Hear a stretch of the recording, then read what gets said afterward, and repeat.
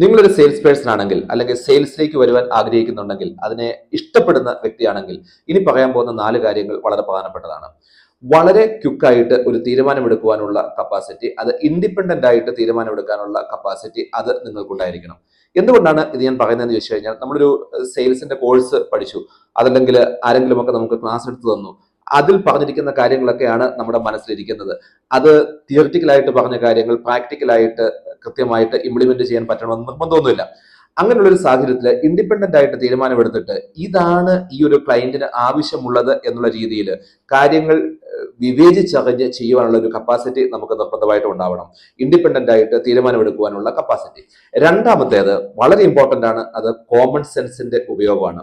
ആദ്യം പറഞ്ഞതുമായിട്ട് ഇതിന് ബന്ധമുണ്ട്. എന്താണ് കോമൺ സെൻസ്? കോമൺ സെൻസ് എന്ന് പറഞ്ഞ ഒരു സാഹചര്യത്തിൽ നമുക്ക് എങ്ങനെ ബിഹേവ് ചെയ്യണമെന്നുള്ള ഒരു അറിവാണ്.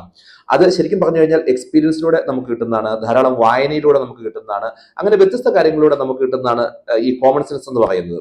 കോമൺ സെൻസ് ഉപയോഗിച്ച് ഒരു വ്യക്തിയോട് എങ്ങനെ സംസാരിക്കണം, ഒരു ലേഡിയോട് സംസാരിക്കേണ്ടത് പോലെ ആയിരിക്കില്ല ഒരു ജെന്റിൽമാനോട് സംസാരിക്കേണ്ടത്. ഈ കാര്യങ്ങൾ കൃത്യമായിട്ട് തിരിച്ചറിഞ്ഞ്, അതുപോലെ ആയിരിക്കില്ല ഒരു കുട്ടിയോട് സംസാരിക്കേണ്ടത്. ഈ കാര്യങ്ങൾ കൃത്യമായിട്ട് തിരിച്ചറിഞ്ഞ് അവരുടെ ആവശ്യങ്ങൾ എന്താണെന്ന് മനസ്സിലാക്കി, ക്ലയൻസിന്റെ ആവശ്യങ്ങൾ എന്താണെന്ന് മനസ്സിലാക്കി അത് സാറ്റിസ്ഫൈ ചെയ്യുവാനുള്ള ഒരു കപ്പാസിറ്റി ഈ കോമൺ സെൻസിന്റെ ഉപയോഗത്തിലൂടെ നമുക്ക് കിട്ടും. അപ്പോൾ കോമൺ സെൻസ് ഡെവലപ്പ് ചെയ്യണം.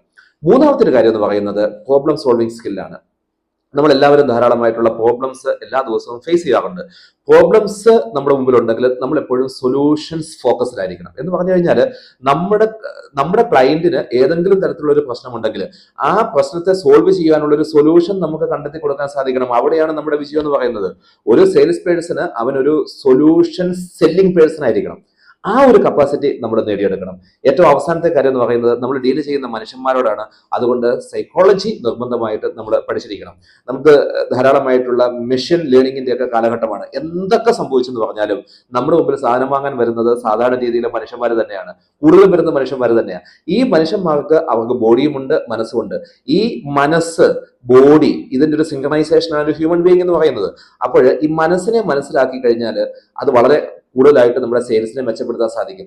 മനസ്സിനെ മനസ്സിലാക്കാൻ പറ്റുന്നത് നമുക്ക് മനസ്സിലേക്ക് ഇറങ്ങിച്ചെന്ന് മനസ്സിനെ മനസ്സിലാക്കാൻ പറ്റത്തില്ല. മറിച്ച് ഒരു വ്യക്തിയുടെ നമ്മുടെ മുമ്പിൽ നിൽക്കുന്ന ഒരു ക്ലയന്റിന്റെ ബോഡിയെ നോക്കിക്കൊണ്ടാണ് നമ്മൾ മനസ്സിനെ മനസ്സിലാക്കേണ്ടത്. അപ്പോൾ ബോഡി ലാംഗ്വേജിൽ അതല്ലെങ്കിൽ ആ വ്യക്തി സംസാരിക്കുന്ന രീതിയിൽ, അദ്ദേഹത്തിന്റെ മറ്റ് ആംഗ്യങ്ങളില്, ചേഷ്ടകളിൽ ഒക്കെ എന്ത് കിടപ്പുണ്ട്? അദ്ദേഹത്തിന്റെ മനസ്സ് കിടപ്പുണ്ട്. ഇത് മനസ്സിലാക്കി കൃത്യമായിട്ട് കച്ചവടം നടത്തുവാൻ വേണ്ടിയിട്ട് നമുക്ക് ഒരു സ്കില്ല് നിർബന്ധമായിട്ട് ഉണ്ടാവണം. അപ്പോൾ ഈ പറഞ്ഞ 4 കാര്യങ്ങൾ നിങ്ങളുടെ ജീവിതത്തിൽ, നിങ്ങളൊരു സെയിൽസ് പേഴ്സൺ ആണെങ്കിൽ അത് കൊണ്ടുവരാൻ വേണ്ടിയിട്ട് പരിശ്രമിക്കുക. അതിൽ ഏതെങ്കിലും തരത്തിലുള്ള സപ്പോർട്ട് ആവശ്യമാണെങ്കിൽ തീർച്ചയായിട്ടും നിങ്ങൾക്ക് എന്നെ വിളിക്കാം.